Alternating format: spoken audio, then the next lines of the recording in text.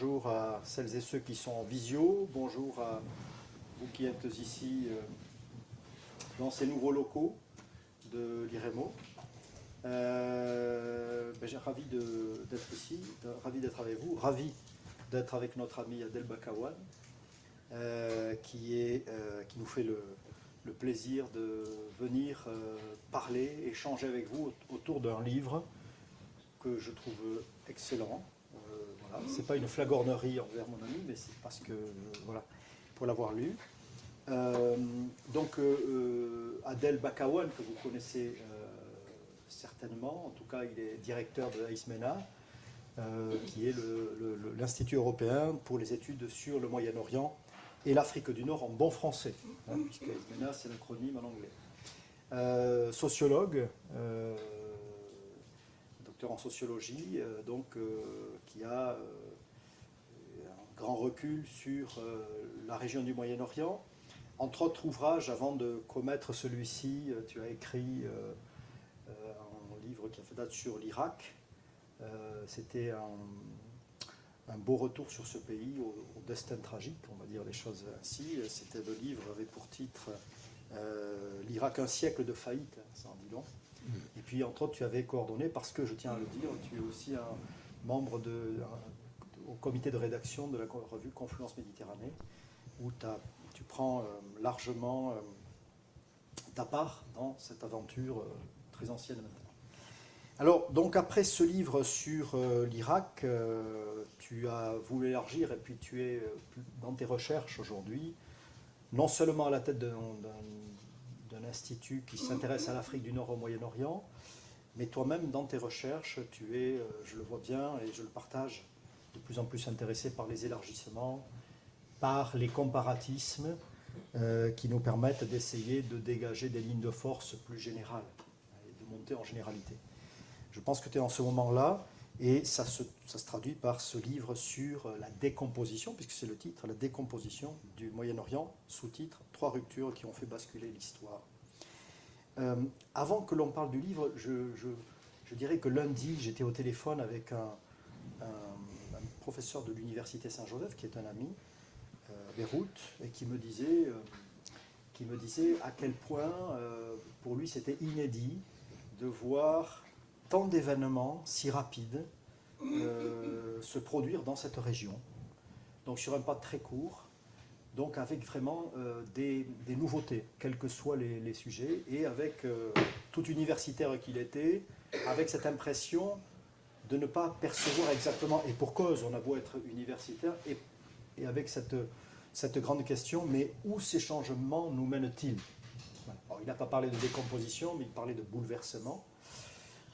Et donc, je trouve que ça vient à point nommé. Peut-être que ce débat aujourd'hui, cette présentation, aidera, sinon à dire vers quoi le Moyen-Orient va tendre, ça serait ridicule d'être aussi affirmatif, mais peut-être scénariser un peu, dans une dernière partie, ce qui peut se produire dans ce grand mouvement de bascule. Alors, si tu en es d'accord, et si vous en êtes d'accord, mais de toute façon, vous n'avez pas le choix, Adel va présenter, mais en scandant un peu les choses. Je pense qu'il y aura 3-4 temps, qui seront comme des questions, qui reprennent un peu les idées forces de son ouvrage, et qui va permettre, ce temps de questions, d'échanges, va permettre à Adel de revenir un peu sur les grandes idées, le grand diagnostic qu'il fait sur cette région. Qu'il l'observe selon 3 étapes, c'est le sous-titre. Mais avant de revenir sur ces 3 étapes, moi j'avais une question sur le titre. Tu parles de décomposition du Moyen-Orient. Donc décomposition, alors je sais que parfois les directeurs d'édition imposent un titre et on ne le porte pas forcément. Mais quand même, bon, décomposition, c'est pas neutre. Ça supposerait que, avant, ce Moyen-Orient se décompose. Ça veut dire que la substance se délite depuis les années 90, on va dire. En tout cas, et donc la première question concernerait plutôt, finalement, avant ce moment de décomposition dont tu parles, avec un grand renfort d'analyse et d'événements que tu convoques, finalement, quel est ce Moyen-Orient qu'on a quitté et qui est supposé se décomposer. Voilà. Quel est ce Moyen-Orient au début des années 90? Voilà, en quelque sorte. Partons de ce point de départ. Écoutez, d'abord, merci pour cette belle invitation, Pierre, pour cette très très belle et profonde introduction et présentation qui nous fait énormément plaisir de la part, bien évidemment, d'un ami, mais aussi un scientifique connu et reconnu comme toi. Donc, je suis reconnaissant et merci. Pour être honnête, l'éditeur ne m'a pas imposé le titre, je l'ai imposé, ce qui arrive rarement. C'était le résultat d'une longue négociation entre la maison d'édition et moi-même. Mais finalement, ils ont accepté parce que je l'ai argumenté. Et pour te dire, avant d'entrer dans la définition rapidement conceptuelle de ce titre, il faut toujours définir comme une entrée dans la conférence.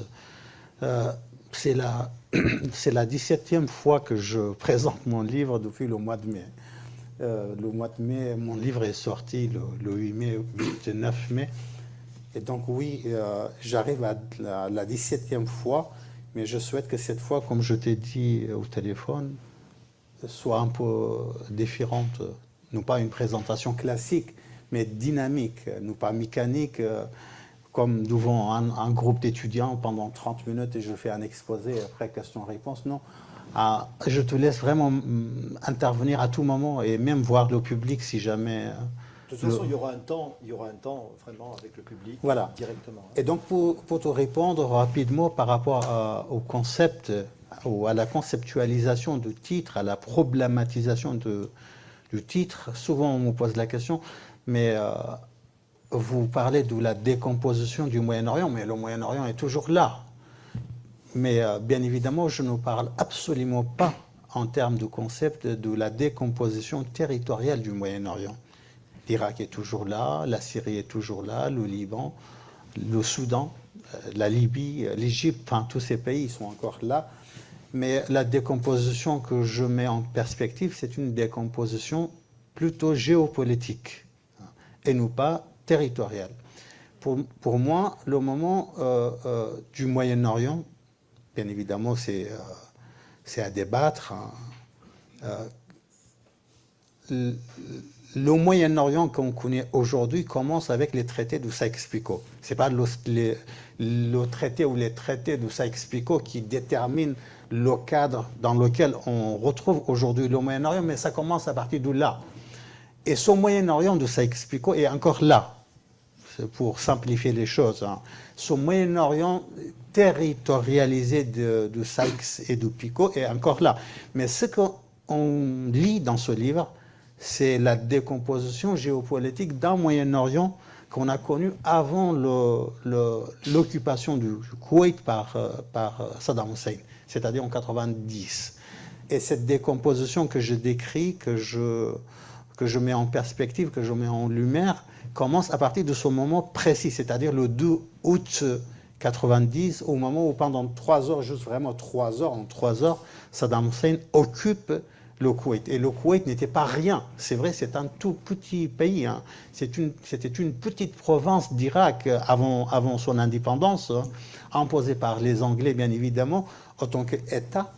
Mais cette toute petite province avait une profondeur géopolitique, stratégique, économique dans le système international.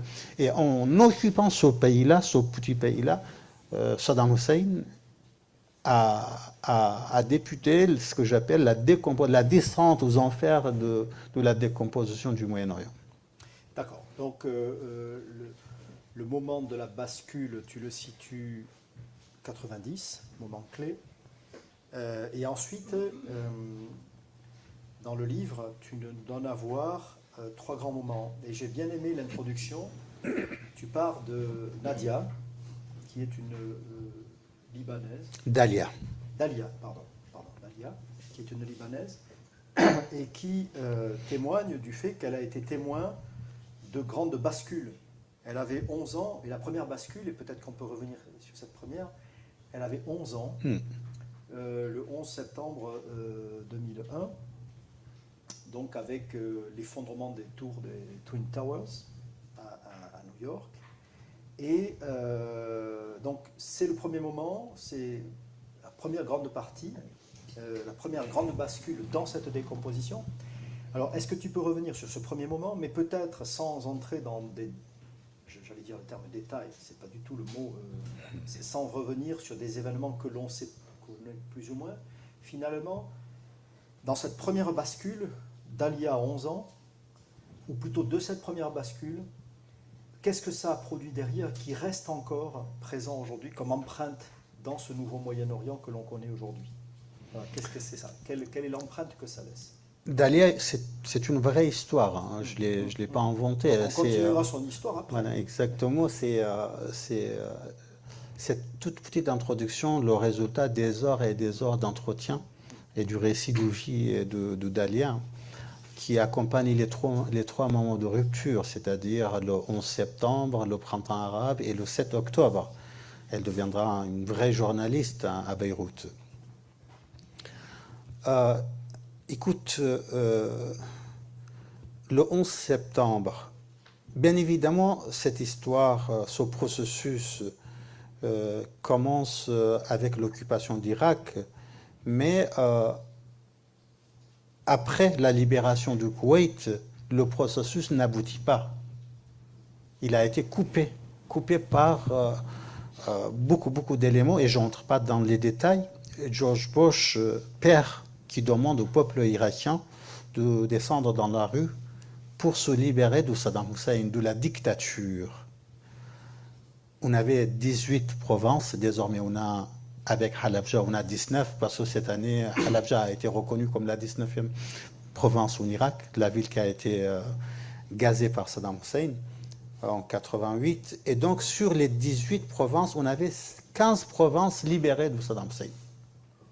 Et au moment où la communauté chiite, qui forme quand même 60% de la population irakienne, brandissait les portraits de Ayatollah Sistani, les autres ayatollahs irakiens d'origine iranienne ou iraniens mais installés en Irak, et même Ali Khamenei, Ayatollah Khomeini, etc. Ah ben, les Américains, ils ont dit « Ah non, mais on a déjà une république islamique d'Iran, voilà. On ne veut pas une 12e république islamique d'Irak. » Ils ont commencé directement à négocier avec le régime de Saddam Hussein pour qu'il reste au pouvoir. Donc sans entrer dans les détails le changement, le grand changement géopolitique au Moyen-Orient est stoppé à ce moment-là, mais à la Maison-Blanche, il y avait une grande approche qui n'était absolument pas d'accord, qu'on appelle les néoconservateurs. On avait les pragmatistes, les rationalistes qui voulaient calculer vraiment les différentes transformations et leurs conséquences sur la politique non seulement américaine mais aussi du système international. Et on avait les néoconservateurs qui voulaient vraiment aller jusqu'à Bagdad pour faire chuter Saddam Hussein au nom des valeurs de la démocratie. Donc les pragmatistes ont gagné en 91, ils ont stoppé le processus jusqu'au retour de George Bush fils à la Maison-Blanche. Quand George Bush fils revient à la Maison-Blanche, cette équipe-là qui accompagnait son père en 91-92, ils sont individuellement et collectivement, c'est-à-dire à la fois autant que personne, mais autant que collectivité, ils sont revenus à la Maison-Blanche. Et face à eux, il y avait toujours les pragmatistes, les rationalistes, etc. Et le débat était là, à la Maison-Blanche. Est-ce que, même avant le 11 septembre, on va à Bagdad ou pas? On termine ce qu'on n'a pas terminé ou pas? Ils appelaient cette guerre-là la guerre non terminée. C'est très important là. C'est-à-dire ce qu'on a commencé en 91, en 90, c'était pas achevé pour eux. Et George Bush, qui n'avait jamais visité un autre pays au monde, qui connaissait rien du tout, qui lisait jamais, qui n'était pas un intellectuel, comme je disais dans d'autres conférences, même les rapports du service de renseignement de la CIA, il ne le lisait pas, on lisait pour lui. voilà, les jambes croisées sur son bureau. Donc, il n'avait jamais tranché. Mais lorsque le 11 septembre arrive, et là je m'arrête, lorsque le 11 septembre arrive là, c'est un moment tellement grand, tellement important, c'est un moment tellement de rupture, de transformation globale. Là, il ne se pose pas la question, hein. Les seules questions qu'il se pose, c'est pourquoi on était attaqué. Parce que nous sommes une nation démocratique. Qui nous a attaqués? Les terroristes. Ils viennent d'où ces terroristes? Du Moyen-Orient. Comment sortir du terrorisme? Il faut absolument démocratiser le Moyen-Orient. C'est vraiment des questions simples avec des réponses simples, très très simples. C'est en ces termes-là qu'on a abordé, qu'on a analysé à la Maison-Blanche ce qui s'est passé le 11 septembre. Très très loin de l'analyse de Jacques Derrida, de Habermas, des grands intellectuels. Non, l'équipe l'abordait avec ces termes-là, avec ces concepts-là, avec cette grille de lecture-là. Alors, qu'est-ce qu'on doit faire? Il faut passer par l'Afghanistan, mais l'Afghanistan n'est pas l'objectif, c'est l'Irak.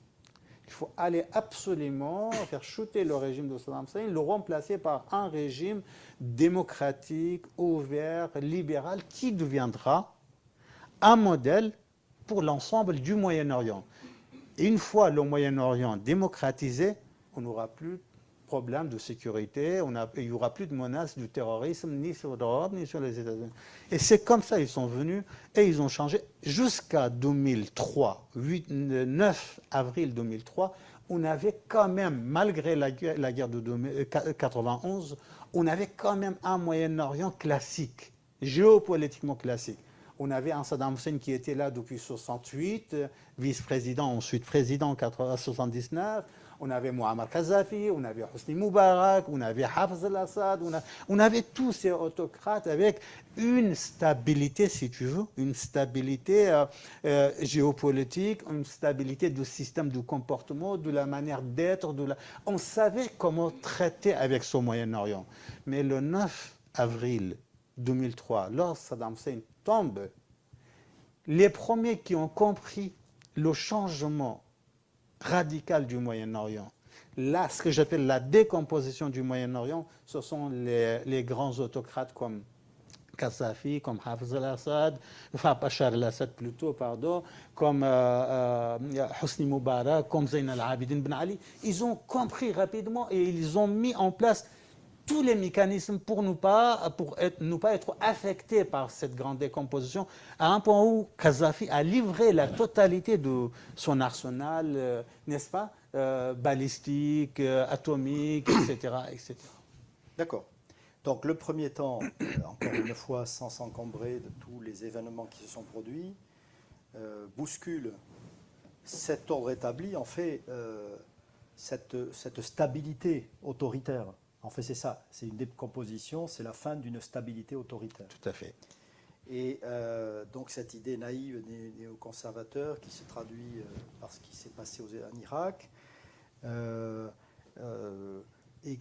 aiguise chez les autoritaires une crainte, ça c'est évident.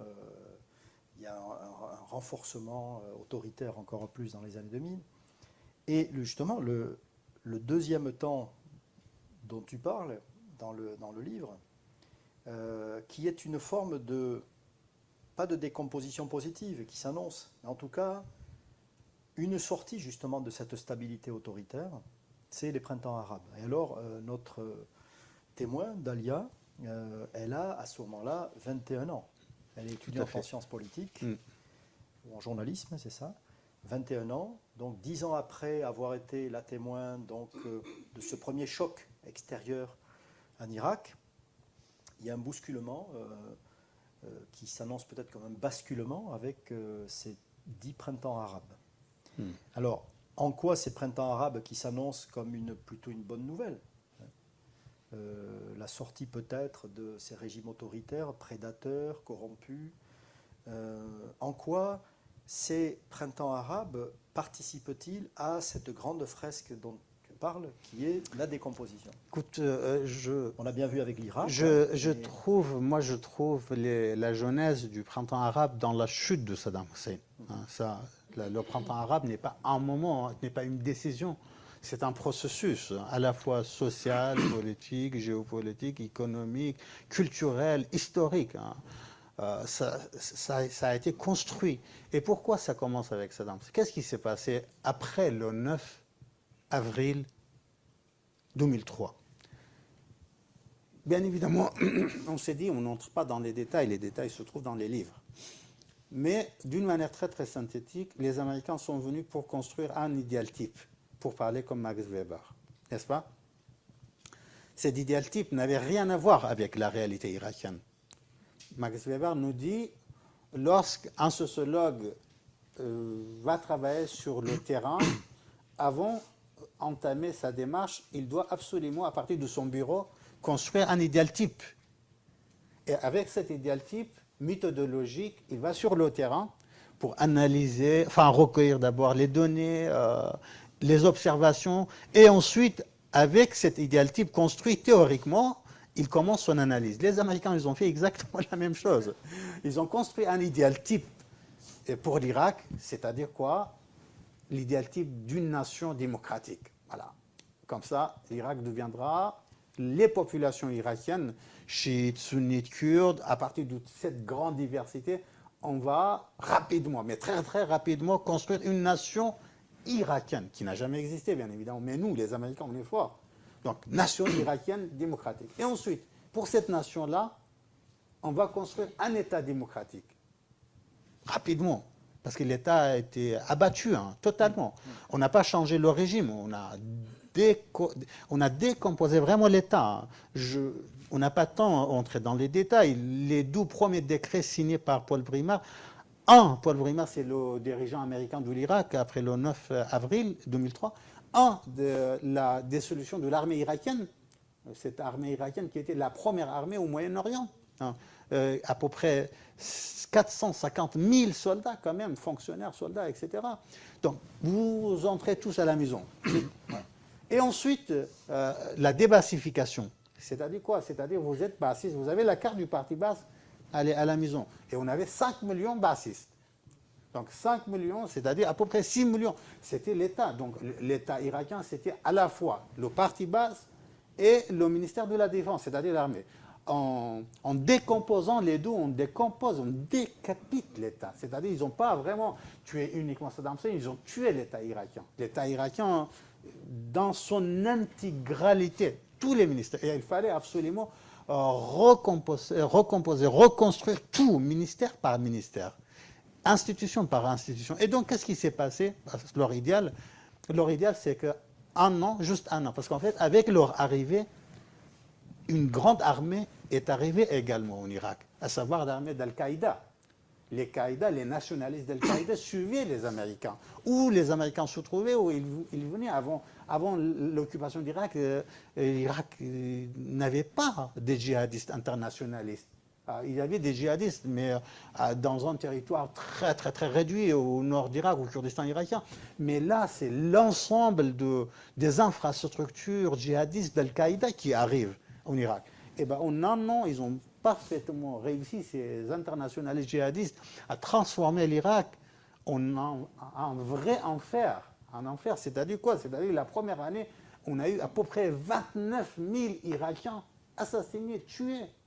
La deuxième année, on est arrivé à 33 000.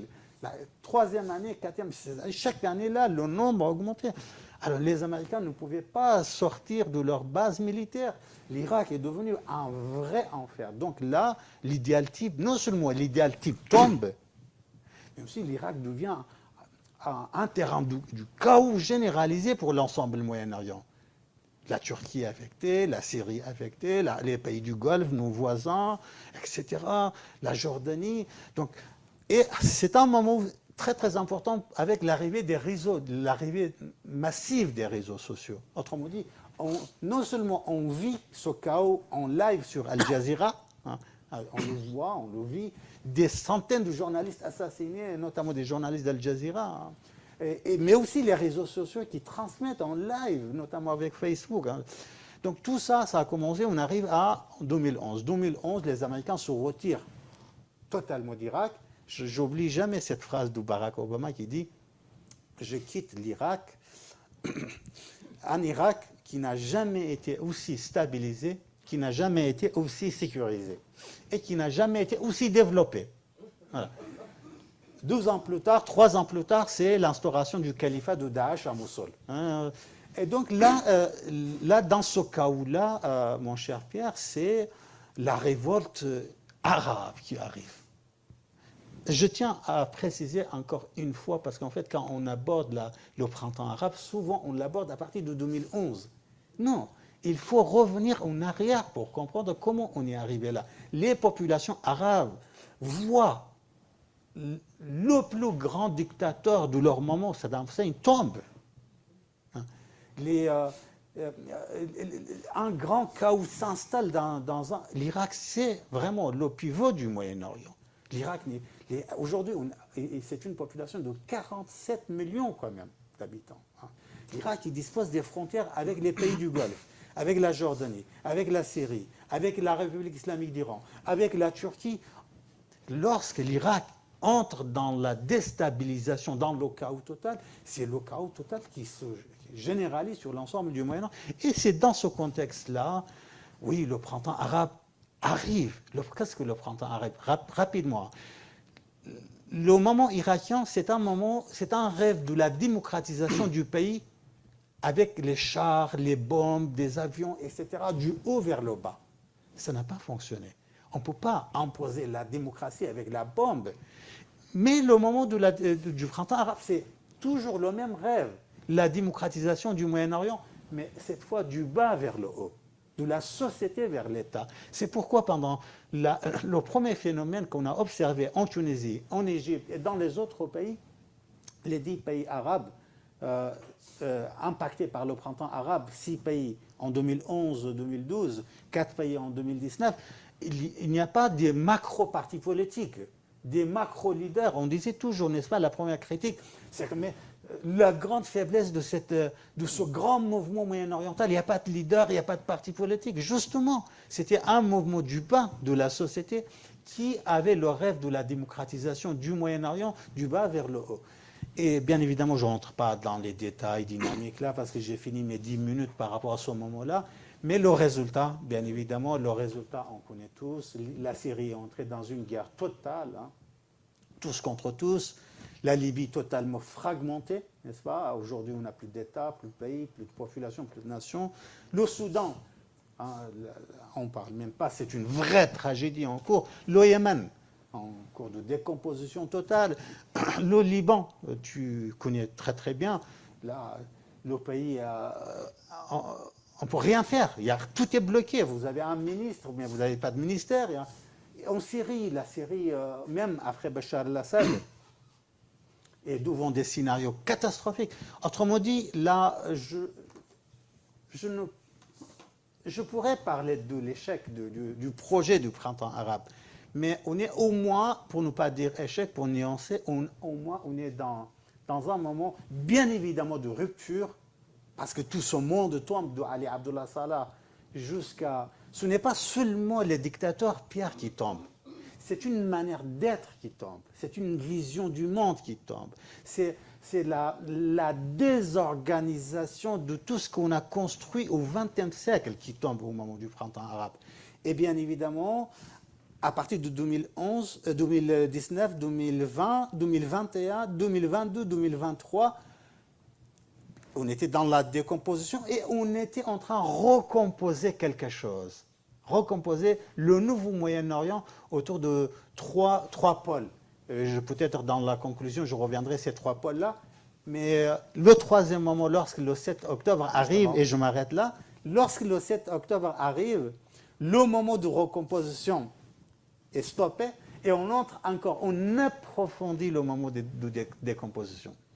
Alors justement, donc tu t'es introduit pour le 4e temps, enfin la troisième question, le 3e temps, mais la 4e question. Tout à fait. De ce 2e temps, on retient effectivement des guerres civiles qui sont le fruit de ces 10 printemps arabes.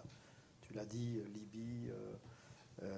Libye, Yémen, Syrie et maintenant le Soudan. Ça fait beaucoup comme bilan. Et puis un réarmement autoritaire. Je pense par exemple à l'Égypte avec Sisi, qui s'ajoute avec cette guerre civile, fruit de ce premier temps en Irak, lié à l'intervention américaine.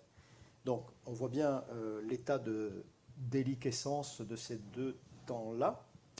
Effectivement, malgré tout, il se passait quand même des choses, mais sur lesquelles tu vas peut-être revenir.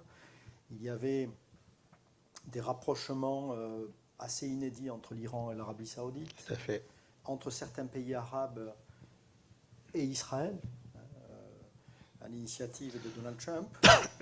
Donc, dans cette décomposition générale, il y avait quand même une reconfiguration. Enfin, quoi qu'on pense de la reconfiguration. Et puis arrive ce troisième temps, donc tu as commencé à parler, c'est donc le 7 octobre, les attaques massives du Hamas, les attaques terroristes du Hamas, et derrière la guerre totale conduite par Israël dans des conditions qui empruntent au génocide. Bon. On entre dans ce troisième temps. Alors, là, on n'a plus immédiatement la réponse, mais voilà, est-ce que tu peux nous dire dans quelle mesure cette question de Palestine, qui avait perdu, en apparence du moins, une centralité, moi je n'étais pas d'accord avec ça, toi non plus, et d'autres, on nous faisait croire que la question de Palestine, finalement, bon, elle était quasi réglée. À preuve, les Émirats arabes unis, le Bahreïn, le Maroc, le Soudan étaient engagés dans un processus pas de paix, mais enfin de reconnaissance avec Israël. Et donc la question de Palestine était marginalisée. Et puis elle nous ressaute à la figure à la mesure de l'oubli que l'on avait eu, enfin certains en tout cas. Donc voilà, ce troisième temps, en quoi il accélère la décomposition par rapport au drame subi par les populations à Gaza, enfin la tragédie par les populations à Gaza, et aussi à bas bruit, entre guillemets, en Cisjordanie. Qu'est-ce que ça introduit comme accélération dans cette décomposition du Moyen-Orient? Écoute, pour comprendre l'importance profonde du 7 octobre dans l'historicité du Moyen-Orient, il faut juste voir et analyser ce qui s'est passé à la veille du 7 octobre. À la veille du 7 octobre, on avait deux grands processus de recomposition, justement, pour sortir de cette décomposition en cours. Un processus entre la grande puissance sunnite au Moyen-Orient, l'Arabie saoudite, et la grande puissance chiite, la République islamique d'Iran. En confrontation à la fois militaire, sécuritaire, économique, diplomatique, géopolitique depuis 2003 jusqu'à 2023. Sur tous les terrains. Au Liban, en Syrie, en Irak, au Yémen, partout au Moyen-Orient. D'accord ? Et là, Mohammed bin Salman, qui a été attaqué, je ne parle pas de lui, son pays, à la fois en 2019 et en 2021, par ce qu'on appelle les organisations miliciennes, l'ordre milicien au Moyen-Orient, avec des missiles balistiques intelligents et des drones du Yémen et d'Irak, les deux pays avec qui l'Arabie saoudite partage les frontières. À peu près 80% des infrastructures pétrolières de l'Arabie saoudite étaient en panne. Et les Saoudiens avaient une illusion avant ces attaques-là, avant cette révision-là. C'est que au moment où on est vraiment menacé, les États-Unis d'Amérique sont là pour nous protéger autant que leur protection proposée aux Israéliens. Autrement dit, comme ils protègent les Israéliens, ils nous protègent. On a la protection américaine. En 2019, qui est à la Maison-Blanche? C'est Donald Trump, l'ami de tous les temps des Saoudiens. Lorsque l'Arabie saoudite a été attaquée, 80% des infrastructures pétrolières en panne, Donald Trump a refusé de riposter. Pour dire, il a même fait une déclaration pour dire on aide les Saoudiens, mais on n'intervient pas parce que nous ne sommes pas attaqués. C'est ce qu'il a fait exactement lorsqu'Erbil aussi a été attaqué. Les Kurdes sont considérés comme un allié stratégique de tous les temps des Américains au Moyen-Orient. Mais lorsqu'Erbil a été attaqué avec des missiles balistiques intelligents des Iraniens, hein, boum, boum, boum, boum, juste à peu près à 2-3 kilomètres du consulat américain, des Kurdes morts, des enfants, etc. Et ben les Américains, ils ont dit, nous, on n'intervient pas parce qu'on n'est pas attaqués. On n'est pas attaqués. Et donc là, les Kurdes n'ont pas encore fait leur révision, mais Mohammed Ben Salman a décidé de faire sa révision. Sa révision, comme je dis tout le temps, c'est une grande commission, c'est une grande grille de lecture engagée. Ils sont allés partout, Washington, Paris, Londres, un peu partout pour interroger des think tanks, des diplomates, des géopolitiques, tout le monde. Pourquoi on est arrivé là? Qu'est-ce qui s'est passé? Comment on est arrivé là? Ils sont même venus à l'époque, moi je me souviens très bien, j'étais le directeur du département du Moyen-Orient et d'Afrique du Nord à l'IREMO, responsable de ce département. Ils sont venus, ils nous ont interrogés. Ils voulaient avoir la grille de lecture de tout le monde. Et grâce à cette grille de lecture, Mohammed Ben Salman a décidé de liquider la totalité de ses problèmes, des problèmes de son pays avec le monde, y compris la République islamique d'Iran. Les Américains voulaient l'empêcher. Hein. Et lui, il répondait pour dire au nom de quelle légitimité? Vous, en 2015, vous avez signé des traités avec les Iraniens. Moi, je n'ai pas ce droit-là. Pour protéger la sécurité, la stabilité de mon pays, je vais même, il a répondu, je vais même négocier avec le diable. Et donc, oui, il a commencé à négocier avec les Iraniens, avec la République islamique d'Iran, 9 séances de négociation à Bagdad. Et le 10 mars 2023, notez bien ça, 23, c'est-à-dire la même année de 7 octobre, à Pékin, ils signent ensemble un traité historique. Moi, j'hésite souvent à qualifier des traités, des rencontres historiques, mais là, c'était vraiment historique, sans précédent.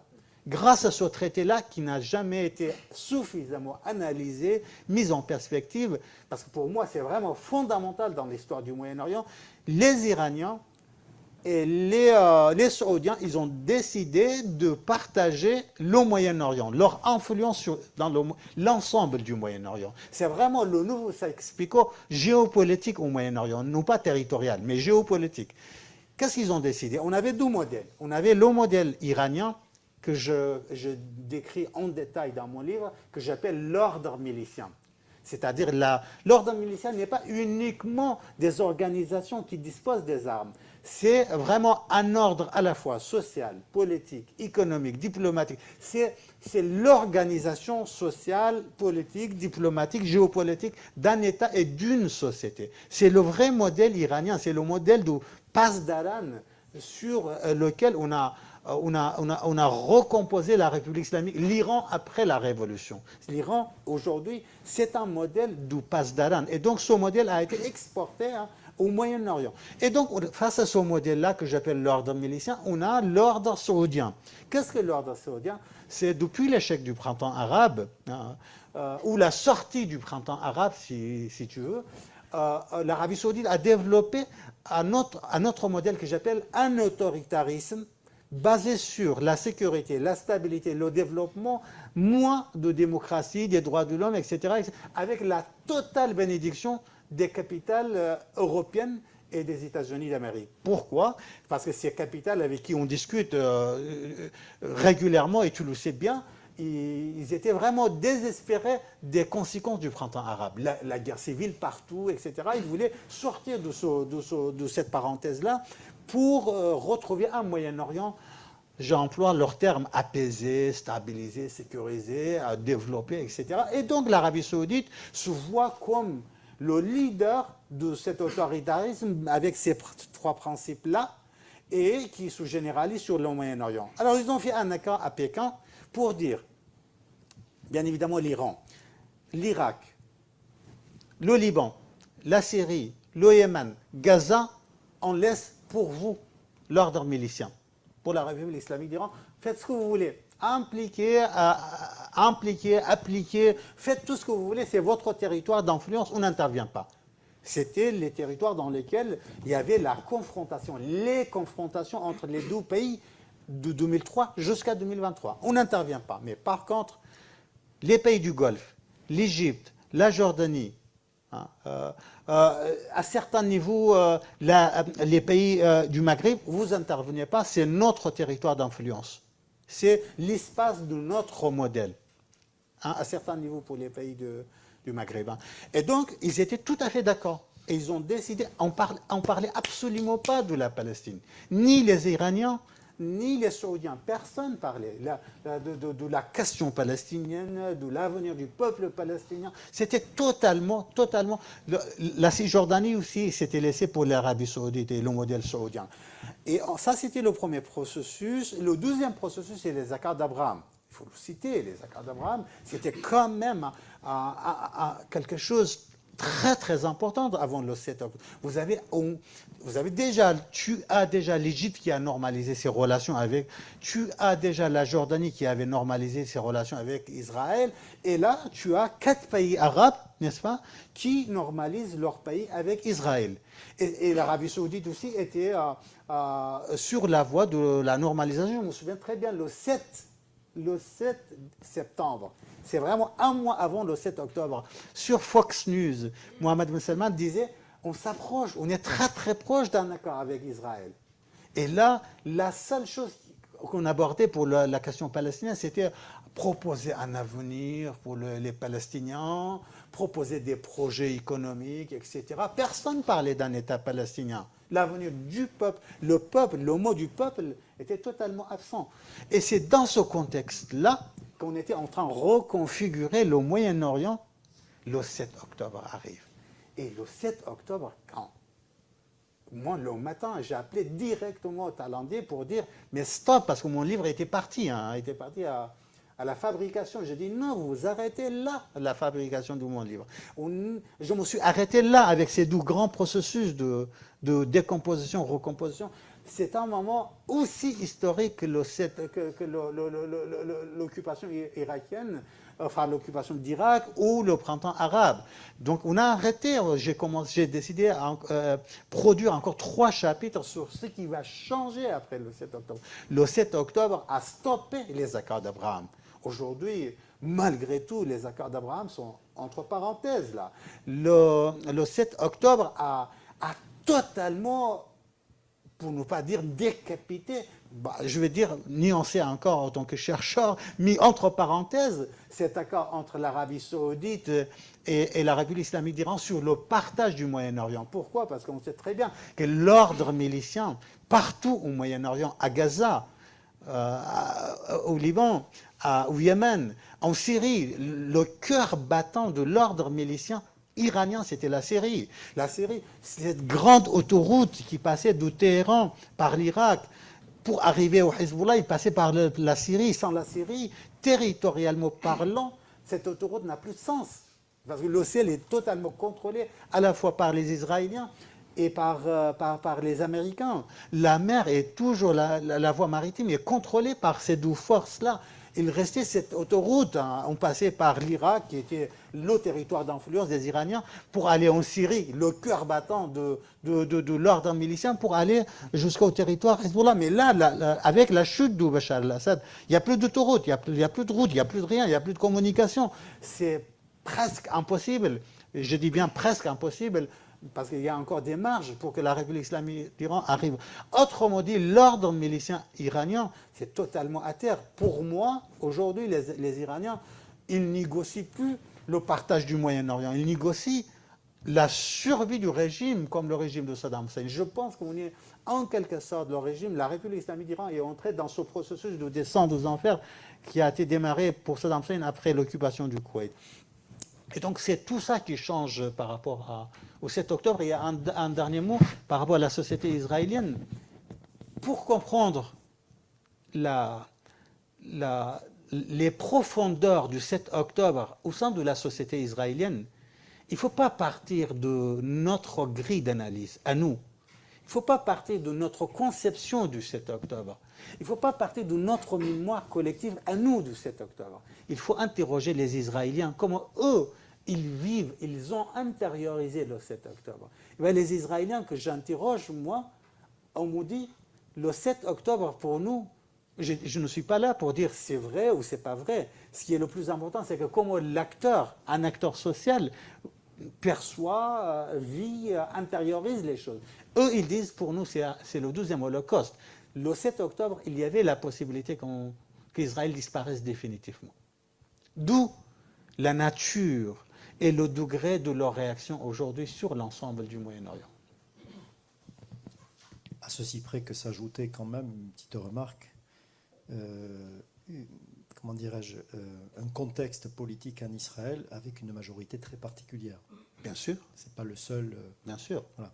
Mais donc, il y a aussi du calcul. Cela n'empêche pas que la structure sociale, la structure mentale de la société israélienne a vraiment changé. Oui. Alors, justement, peut-être pour terminer, et avant de poursuivre avec l'auditoire et ceux qui sont en visio, finalement, au terme, on n'est pas à un terme, on est à un moment.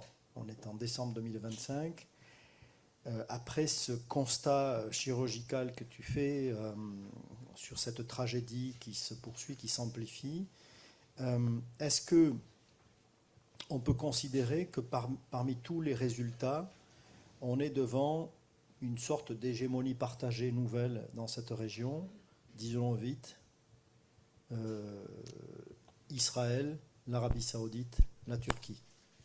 Est-ce qu'on peut considérer que, voilà, on a ces trois capitales, enfin ces trois pays qui sont à la manœuvre, qui sortent finalement, entre guillemets, gagnantes, entre guillemets, bien sûr. Tu as géopolitique, puisque tu as des gagnants et des perdants. Les perdants, bien évidemment, c'est toutes les organisations miliciennes qui se regroupaient dans ce qu'on appelait l'axe de la résistance et le front de la résistance, parce qu'il y a les deux cadres. On a le cadre de l'axe de la résistance, c'est très large, et à l'intérieur, on a le front de la résistance, c'est très réduit. Et donc, au Yémen, en Syrie, au Liban, à Gaza, et même en Irak. En Irak, l'axe de la résistance est presque à terre. Aujourd'hui, on a lancé, et nous allons préparer un dossier très approfondi, je pense à la fois à Confluence et à l'Ismina, sur la question du désarmement des milices dans tous ces pays-là. Les similitudes, les particularités de chacun. Mais le processus est lancé. C'est-à-dire, avant le 7 octobre, on parlait d'un axe de la résistance qui était là, qui parlait à une opposition, à s'opposer non seulement à Israël, mais aussi aux États-Unis d'Amérique, la première puissance au monde. Et personne n'osait de parler du désarmement du Hezbollah, des Houthis, des milices irakiennes, du Hamas. Mais le Hamas, Pierre, avant le 7 octobre, il dirigeait un État, un pays, un gouvernement, avec qui on traitait les pays occidentaux, les pays arabes, l'argent du Qatar, passé par l'aéroport de Tel Aviv, avec Moussad pour arriver à Gaza, pour redistribuer. Le Hamas dirigeait des institutions d'un gouvernement. Aujourd'hui, on parle de quoi? On exige le Hamas de se désarmer, de rendre ses armes. Le Hezbollah, les milices irakiennes, etc. Donc, les premiers perdants, c'est l'ordre milicien au Moyen-Orient. Le 12e perdant, bien évidemment, c'est le parent, c'est l'ingénieur, c'est le bâtisseur de l'ordre milicien, c'est la République islamique d'Iran. La République islamique d'Iran, moi, je ne partage absolument pas la thèse de certains collègues journalistes, collègues, chercheurs, think tank, qui pensent qui partagent la grille de lecture israélienne en disant que ce n'était pas le Hamas qui a fabriqué, organisé, planifié le 7 octobre, c'est la République islamique d'Iran. Non, je pense que nos premiers perdants. En Iran, vous pouvez être des ayatollahs.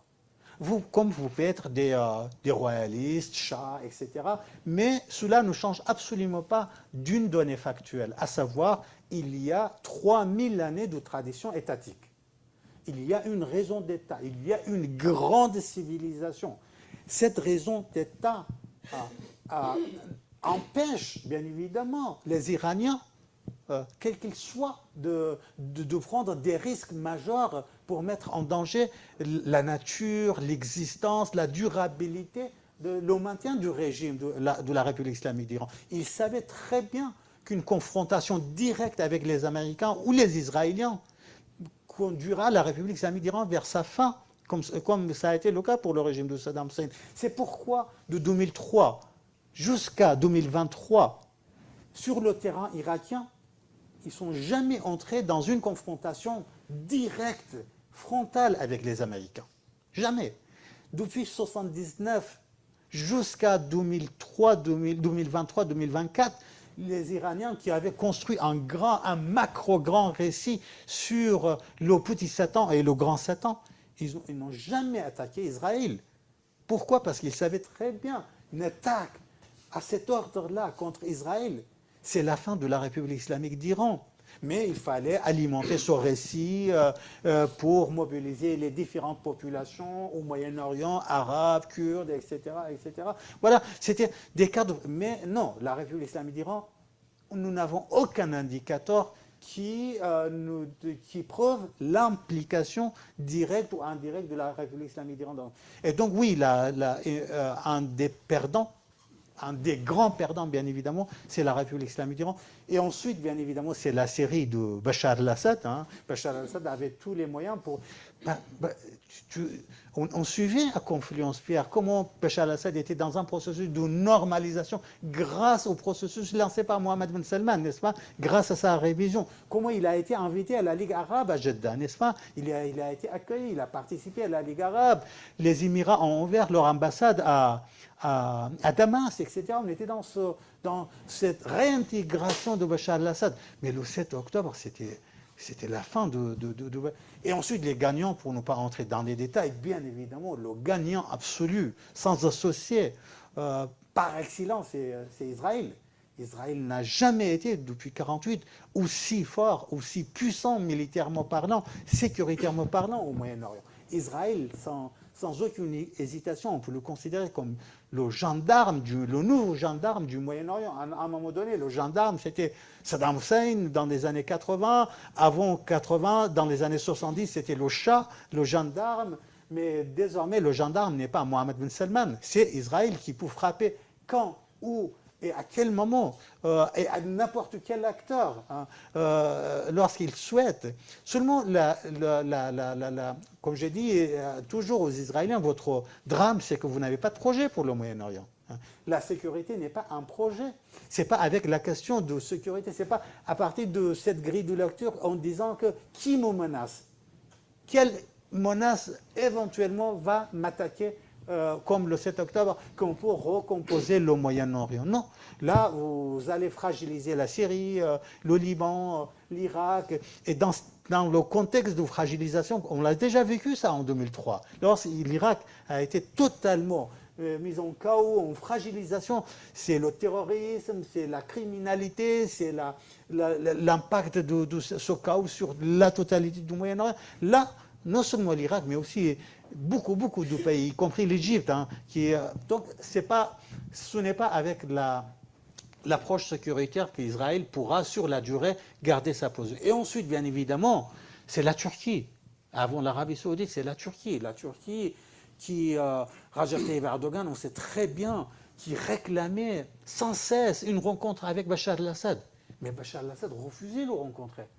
Je suis prêt à vous rencontrer à condition que vous vous retirez du nord de la Syrie, vous occupez une partie de mon pays. Comment Et Erdogan disait non, d'abord on se rencontre, après je me retire. Non, il disait vous vous retirez, je vous rencontre. La Turquie, non seulement va gagner Damas, mais en plus le régime, avec la bénédiction des États-Unis. Et c'est là, encore une fois, le deuxième drame israélien. Israël est fortement opposé à la Turquie.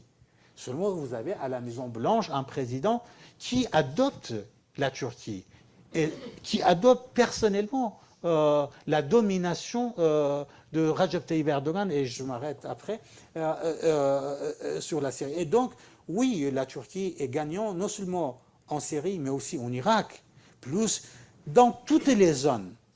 La République islamique d'Iran recule, la Turquie tente d'avancer, même au Yémen et même au Liban. Et donc, bien évidemment, le troisième gagnant, mais c'est un gagnant qui avance doucement, qui n'est absolument pas pressé, qui nuance, qui prend son temps, hein, c'est l'Arabie Saoudite.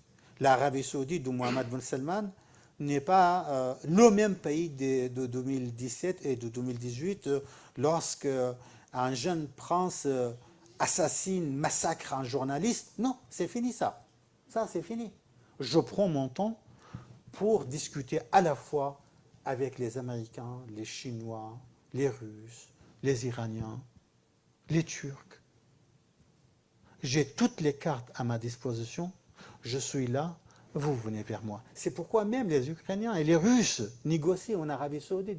Autrement dit, la grande puissance de l'Arabie Saoudite, c'est vraiment ce changement de paradigme. Et ce changement de paradigme, pourquoi il est opérationnel à l'échelle factuelle? Parce qu'il y a une dimension économique colossale, mais pas seulement, mais aussi parce qu'il y a une dimension démographique et il y a aussi une dimension géographique, territoriale, n'est-ce pas? L'Arabie Saoudite n'est pas les Émirats, n'est pas le Qatar, le tout petit, ou Bahreïn, etc. Et ensuite, plus, voilà, et avec là je m'arrête direct, plus l'Égypte recule à l'échelle moyen-orientale, plus l'Arabie Saoudite, en tant que puissance arabe, avance. Des fois, j'emploie une expression, je sais que c'est exagéré, je sais bien, mais je dis, c'est pas grave, ça permet à réfléchir. Je dis, l'Arabie Saoudite aujourd'hui remplace l'Égypte des années 60 et Mohammed Ben Salman prend le rôle de Jamal Abdel Nasser. Oui, je suis d'accord. Je nuance. Hein, oui, non, mais voilà, ben on a fait le tour à grands traits, mais justement, c'est tout l'intérêt de présenter un livre, de ne pas tout dire, mais on saisit bien les lignes de force, on saisit bien, je pense, après ce que nous a dit Adèle, la décomposition, ce qu'elle est en réalité. On saisit bien le changement de physionomie de ce Moyen-Orient avec je parle d'hégémonie partagée avec plus ou moins d'hégémonie, comme résultat de cette décomposition qui nous ont fait quitter les rives de notre Moyen-Orient il y a maintenant plus de 30 ans. Merci beaucoup. Je vous en prie. Vraiment, c'est très intéressant. Je suis américaine, je vis ici depuis 18 ans. Je suis d'accord avec la plupart de ce que vous dites à propos de l'importance de l'invasion du Koweït, par exemple, et le 11 septembre. En fait, les effets prolongés de tout ce qui s'est passé avant les printemps arabes, etc., la chute de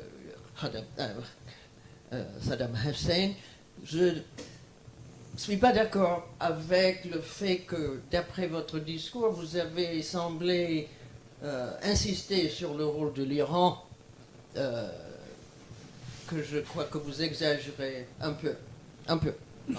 J'ai vécu en Iran. Donc, pas que l'Iran n'essaie pas de se mêler de tout le reste de la région, mais je crois aussi, par contre, que vous avez négligé ce qui s'est passé bien avant le 7 octobre et le rôle de l'Israël dans beaucoup d'événements. C'est-à-dire que vous avez bien parlé du traumatisme des Israéliens de cette attaque. Mais la situation qui existait, même si ce n'était pas dans la tête ou la préoccupation des Saoudiens ni des Iraniens peut-être, mais pour les Libanais c'était, et pour d'autres je sais. Aussi le fait que le 7 octobre, le génocide qui a suivi, n'est pas limité à la région. Pour la première fois, non seulement on voit tout en temps réel, mais les effets de cela dans les sociétés européennes et ailleurs fait que ce phénomène de la Palestine qui revient à la surface après le 67, ou je ne sais pas, fait quelque chose qui décompose la société globale. Eh ben, écoutez, madame, je suis très content que vous n'êtes pas à 100% d'accord avec moi. C'est l'objet de vos débats. C'est très important d'avoir un autre avis. Et c'est une source de richesse. Moi, ma grille de lecture, avant le 7 octobre, je place la République islamique d'Iran au centre de tout ce qui s'est passé et tout ce qui était possible au Moyen-Orient. Sans la République islamique d'Iran, on n'avait pas la possibilité. L'Iran avait pour la première fois, et ce qui n'est jamais arrivé, même à l'époque du Shah, même à l'époque de la République islamique, pour la première fois, avant le 7 octobre, avait la main sur 4 grandes capitales arabes. Bagdad, Beyrouth, Damas et Sanaa. Et donc, lorsqu'on est une grande puissance, comme la République islamique d'Iran, parce que face à la République islamique d'Iran, face à l'Iran, on avait quoi comme puissance au Moyen-Orient? L'Irak de Saddam Hussein était derrière nous, ça n'existait pas. L'Égypte, voilà, depuis le printemps arabe, l'Égypte n'existait plus. L'Arabie saoudite était dans une recomposition. Les tout petits pays du Golfe, etc. La Turquie qui se cherchait, il y avait d'autres problèmes. Et donc, pour moi, peut-être j'exagère, peut-être, mais je pense personnellement, je n'exagère pas de dire l'Iran avait toutes les cartes en main pour jouer un rôle fondamental dans la détermination des grandes orientations au Moyen-Orient. Et ensuite, oui, je n'ai pas parlé de Gaza, parce qu'en fait, on a fait un accord avec Pierre pour ne pas entrer dans les détails. Ce n'est pas que Gaza. Gaza, bien évidemment, c'est une tragédie humaine qu'on vit en live. Moi, je suis arabophone. Je ne suis absolument pas d'accord avec les journalistes ou les politiciens, diplomates qui disent on ne sait pas ce qui s'est passé à Gaza. Non, c'est pas vrai. Je vivais, je lisais, jusqu'à aujourd'hui, je regardais tout ce qui s'est passé à Gaza du matin au soir. On a des centaines de chaînes qui transmettent en live. Et donc oui, Gaza, c'est une tragédie, pas seulement palestinienne, pas seulement moyen-orientale, mais mondiale. Mais la question n'est pas là. La question, ma grille de lecture n'est pas là. Est-ce que Gaza est un génocide ou pas? Est-ce que Gaza est une tragédie ou pas? Ça, c'est une évidence. Mais ma question, c'est les conséquences du 7 octobre sur le Moyen-Orient, à l'échelle géopolitique. Désormais, la question palestinienne est une question pas seulement arabe, pas seulement moyen-orientale, c'est une question internationale. C'est une question internationale et je pourrais même dire la France est pour quelque chose dans cette internationalisation de la question palestinienne. Moi, j'aimerais vous poser une question. Vous parlez de décomposition. J'aimerais parler de recomposition maintenant. Parce qu'on voit qu'il y a une sorte de début, entre guillemets, de recomposition au Moyen-Orient, avec les vagues de nationalisme étatique, un thème qui commence à vous intéresser de plus en plus. On le voit avec l'Arabie Saoudite, les Émirats de manière générale, mais on le voit aussi dans d'autres pays du Moyen-Orient et de l'Afrique du Nord. On a tendance à oublier l'Afrique du Nord, mais l'Afrique du Nord est aussi dans un élan de nationalisme et qui sont aussi plus ou moins impliqués dans ce qui se passe au Moyen-Orient. Du coup, ma question est de savoir si cet élan de nationalisme-là n'est pas sous-jacent peut-être à une recomposition de la région, mais également, est-ce que la limite ne serait pas le retour à un système beaucoup plus autoritaire et beaucoup plus peut-être totalitariste, voire même dictatorial, puisqu'on le voit avec Kais Saïd en Tunisie, qui au départ prônait une sorte de liberté, qui au final, on retourne sur un régime de Ben Ali. On le voit aussi avec l'Égypte, avec Al-Sisi, où on a un retour en arrière, à l'époque de Hosni Moubarak principalement, avec cet élan dictatorial. On le voit aussi avec la division au Yémen, entre Sanaa et Aden, où on a une partie Houthi et une partie qui ne l'est pas. Et on a une sorte de division aussi sociétale au sein du Yémen pour savoir où s'identifier. Palestine aussi, il y a cet élan aussi de nationalisme palestinienne qui reprend encore de l'avant. On a aussi cet élan de nationalisme israélien, mais plutôt tourné sur l'aspect aussi à la fois religieux et politique. Et au Maroc, on a aussi cette question-là qui est remise en avant avec la société civile qui manifeste de plus en plus dans les rues face au gouvernement et, du royaume marocain. Du coup, est-ce que vous pensez qu'il y a une sorte de recomposition, mais qui pourrait peut-être dévier sur un autoritarisme ou dictature, etc. Merci. Mais tu as tout à fait raison, Lina, de mentionner ce phénomène. Parce qu'en fait, dans ce processus de décomposition, qu'est-ce qu'on décompose? C'est que on avait un grand récit qui s'appelait le nationalisme arabe.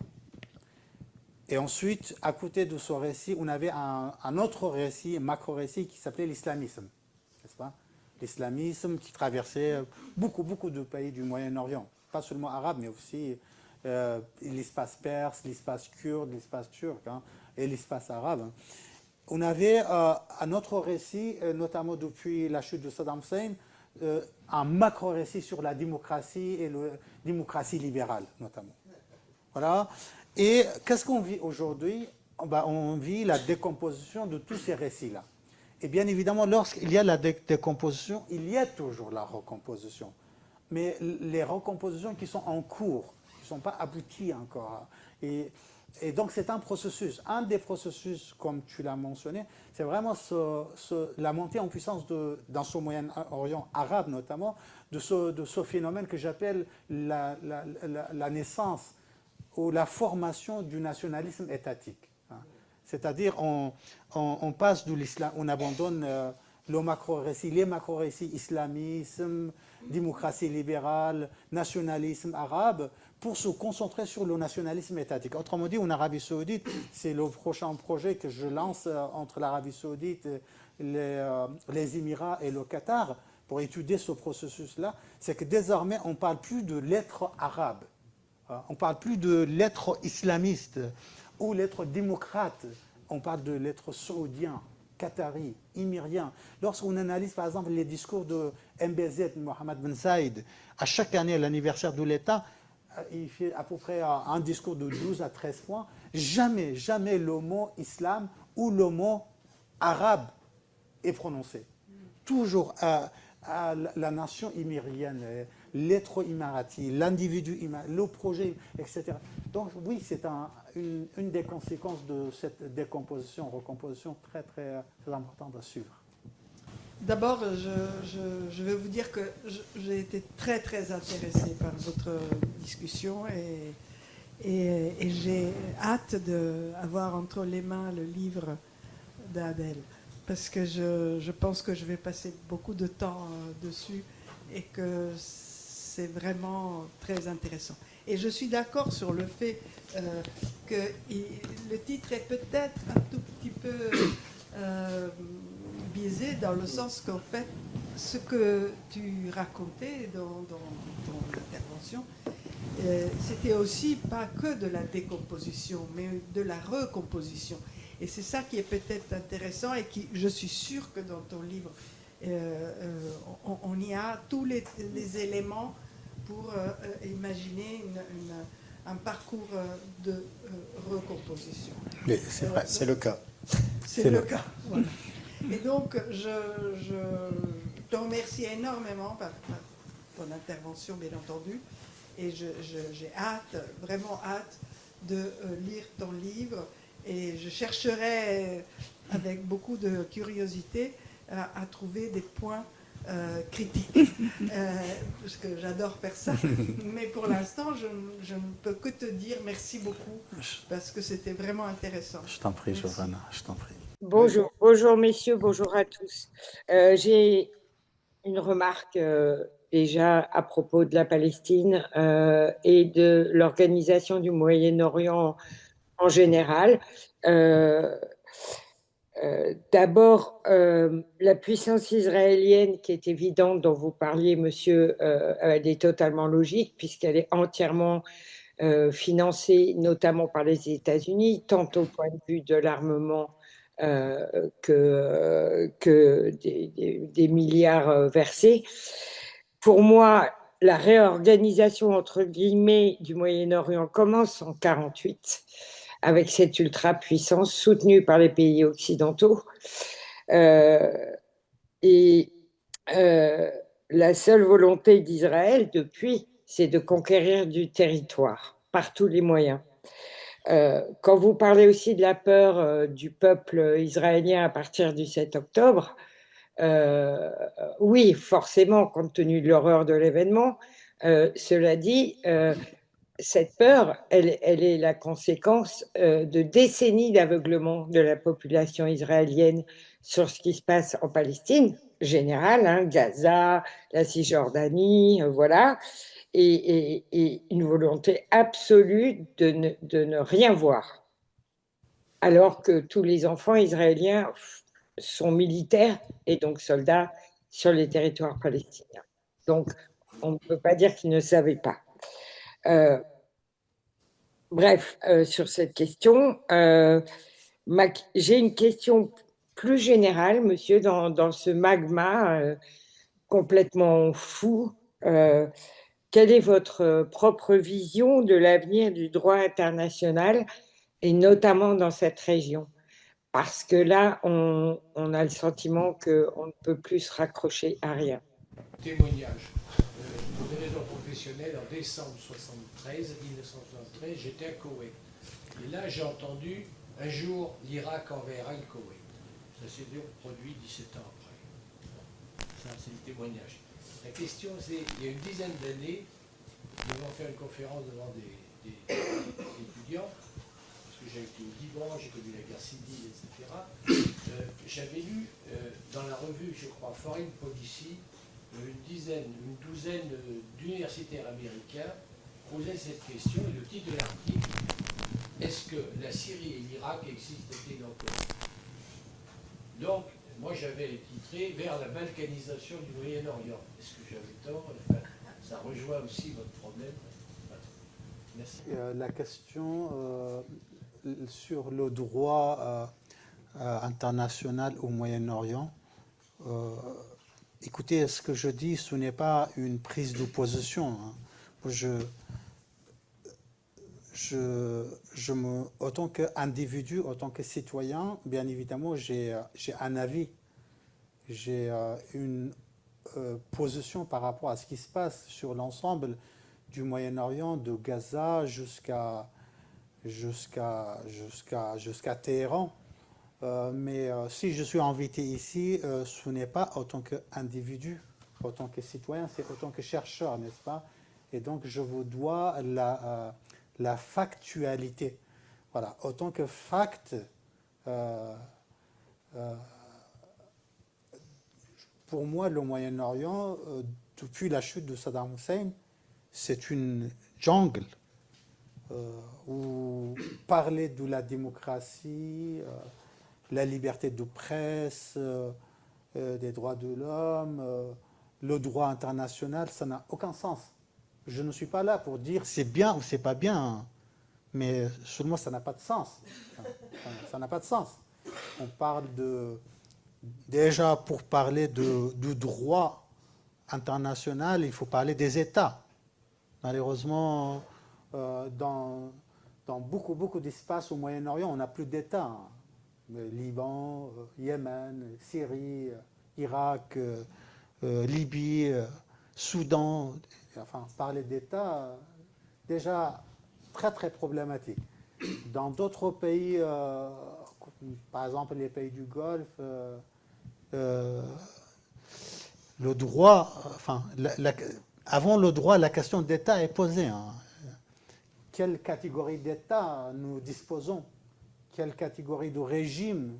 Comment on conceptualise, on voit l'État, hein, la relation avec le citoyen? Déjà, est-ce que nous avons des citoyens ou nous avons des raïs, c'est-à-dire des sujets, hein, des sujets. Donc, on est, voilà. Enfin, pour répondre à votre question, souvent quand je suis au Moyen-Orient, on me parle du Moyen-Orient comme si le Moyen-Orient faisait partie de la France, du Royaume-Uni ou de l'Allemagne. Comme si le Moyen-Orient était une région britannique. Non, le Moyen-Orient est dépassé par un ensemble des problématiques existentielles, comme le terrorisme, comme l'autoritarisme, comme la barbarie, comme les guerres. Enfin, lorsque tous les matins, vous vous réveillez et il y a 50 personnes à côté de vous mortes. Vous vous réveillez, votre chef d'État a gazé votre ville. Moi, je me suis réveillé, mon cousin était déjà à terre devant moi. Je suis né à Halabja, la ville qui a été bombardée par Saddam Hussein.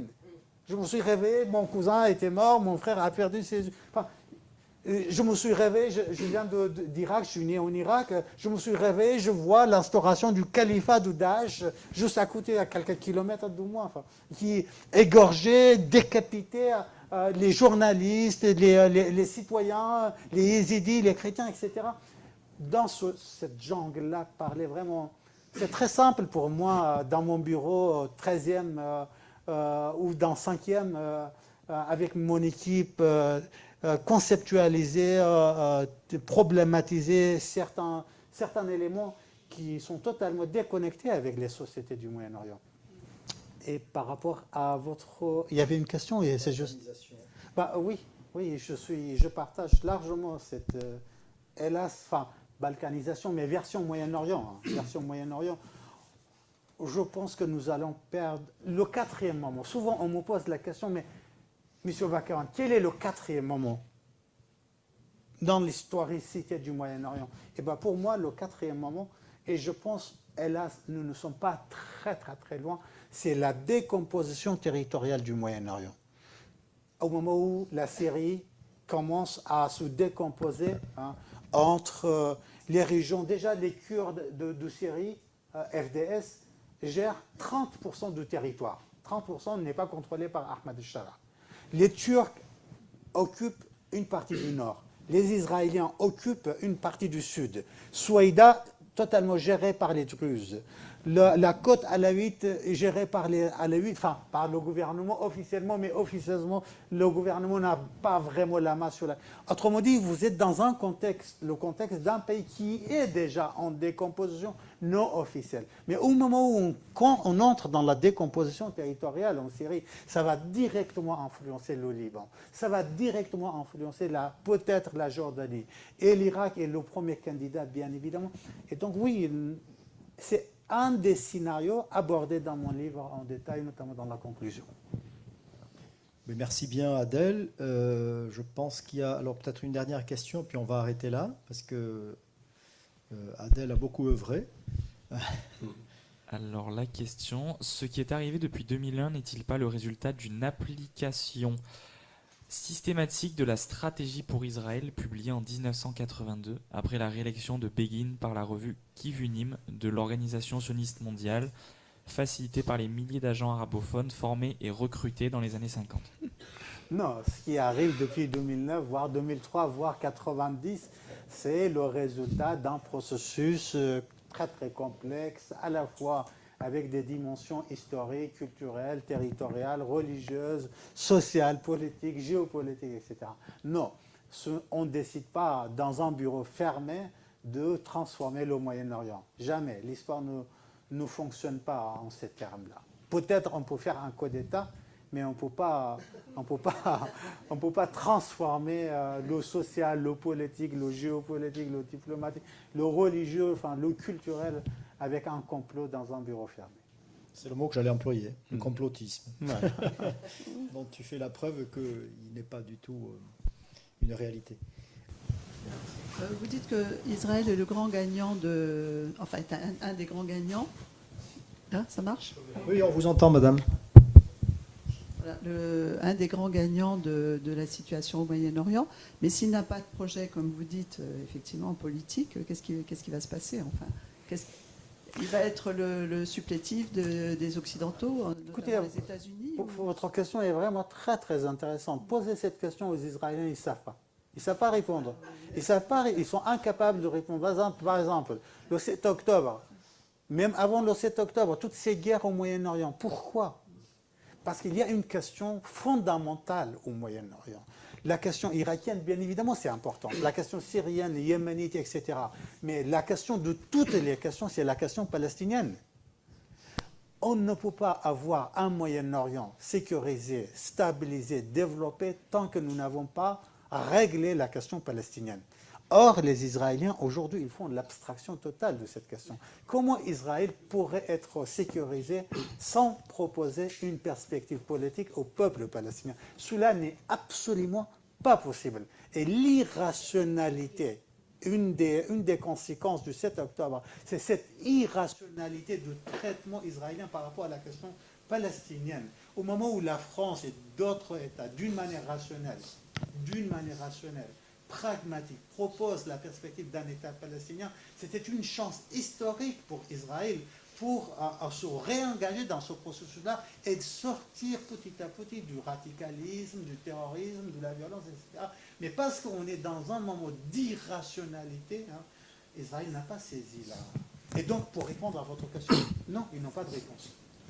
Non, ils n'ont pas de réponse ni pour l'Irak, ni pour la Syrie, ni pour le Liban, ni pour le Yémen, ni pour la République islamique. Par exemple, et là je m'arrête Pierre après, quel était l'objectif de la guerre de 7 octobre, des 12 jours? La guerre des 12 jours n'avait qu'un seul objectif. Alors donc je disais, quel était l'objectif l'objectif suprême de la guerre des 12 jours? C'était la chute du régime. Et bien le régime est encore là. N'est-ce pas? Et parce que le régime est encore là, Israël ne sait pas quoi faire. Autrement dit, Israël, oui, est le plus grand gagnant du 7 octobre, en termes sécuritaires, en termes militaires, en termes de gendarmes du Moyen-Orient. Mais sans un projet, Israël restera totalement déstabilisé. Et merci pour votre fidélité aussi à l'IREMO. La programmation pour 2026 sera chargée, dynamique. Et merci Gianni, merci à l'équipe.